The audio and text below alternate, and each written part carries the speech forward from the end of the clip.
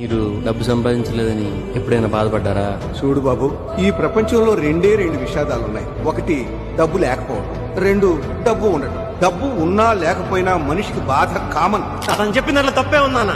Pan shop వాడితో బతుకు కదా, కొబ్బరి మండలం అమ్ముకునేవాడితో బతుకు కదా, మెకానిక్ షెడ్ వాడితో బతుకు కదా, డ్రైవర్ తో బతుకు కదా. ఇలాంటి లెక్చరర్లు, డాక్టర్లు, ఇంజనీర్లు బతుకులా? సాఫ్ట్వేర్ ఇంజనీరు, డాక్టర్, మీలాగా లెక్చరర్ అయ్యి అంత తెలివితేటలు నాకులే. మిమ్మల్ని ఎవరైనా మీ పిల్లోడు ఎందుకు క్యాబ్ తోలుకుంటున్నాడని అడిగితే మా పిల్లోడికి చదువు అవ్వలేదు, మరి ఏదో చేసుకోవాలిగా అని చెప్పండి నాన్న. మీరు సిగ్గుపట్టడానికి నేను దొంగతనాలు, జేబులు కత్తిరించడాలు చేయట్లేదు నాన్న. నిన్న పేపర్లో న్యూస్ చూశాను.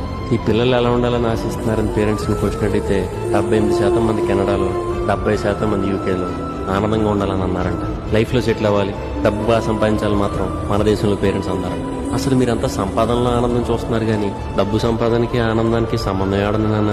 ఆనందం డబ్బు సంపాదించడంలో లేదు నాన్న, మనకు నచ్చిన పని చేయడంలో ఉంది.